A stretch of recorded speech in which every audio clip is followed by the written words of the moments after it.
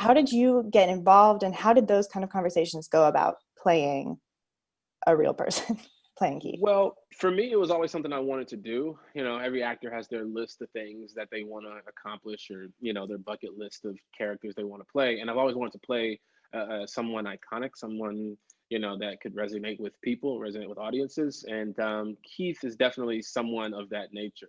Um, so post New Girl, I remember also saying that I wanted to change the tempo and the pace in which my career was going, and I wanted to really take my time with different roles and things that meant something, and things that kind of held more weight. New Girl carried a lot of that, but in increments. We would touch on sexism and racism here and there, but here's a show that checked all those boxes for me.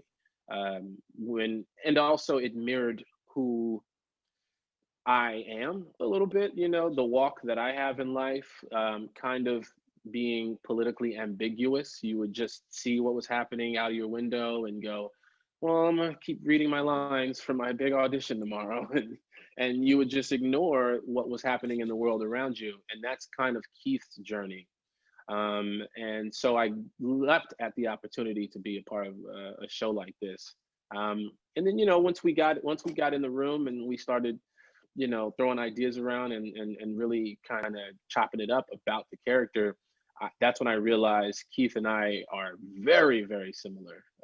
Even sometimes in the way we speak and our thoughts on the world, the things that we view to be positive, negative. We have a very similar disposition in life, and so I obviously I left for the opportunity to be on the show. I was going to ask how much of yourself you kind of felt like you were putting into the character, even though it is someone iconic. A lot of myself, and I think that's important to kind of find your similarities between yourself and the character. um and for entertainment value, you want to blend the two, and you want to have something really genuine to pull from. Like I said, Keith and I we're very, very similar, so it's like pulling from myself would be grabbing that information directly from him. um what I'm trying to say is he's my dad, and I broke it to you here. You hear it here first. Keith Knight is my actual father. Oh. So it was easily for me to easy for me to play this character. Um, the show obviously is talking a lot about like the role of an artist and the role of art, and whether you have to say something or whether you can just make toast and butter talk. So how Right. has that kind of changed things for you, thinking about that, and like with this wild year that we're having, especially what your art needs to say? It definitely. I never want to.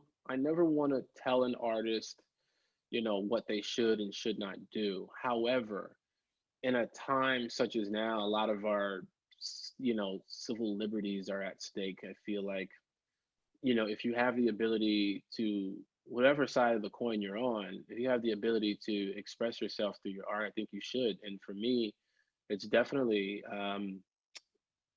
again, don't want to tell someone what to do, but I feel like if you have the ability, you should.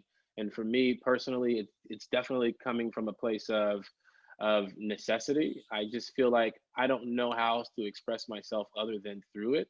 Um, and there are times where I don't want to express myself. There are times I just want to be silly and just do something funny and do something strange that doesn't have any political stakes to it whatsoever.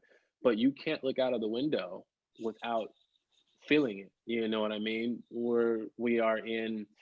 We have multiple pandemics going on at the exact same time, whether it be health related or whether it be race related. We have those things going on. We have voter suppression going on. We have all these things that are kind of clouding our view. And if you're an artist, the best way to navigate is to use your tool to navigate. And your tool may be a paintbrush, it may be, a microphone, maybe writing, maybe your pen. So I think it's very important for people to get activated, but don't feel the pressure to do so if that's not coming from a genuine place or a place of necessity.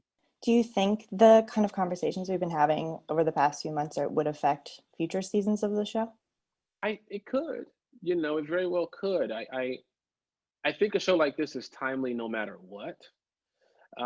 So there's always going to be something to add to the pot. No matter we could be on season 5, and I think there will be some sort of injustice happening. Mhm. To be woke, buzzword, but to be woke, it's definitely something that doesn't go away.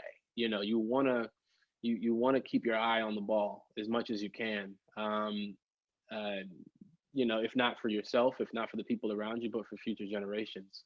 Um, so I'm really, really excited about the younger generation. It's definitely moving the needle, and causing all this activity out in the world. I'm so excited about that.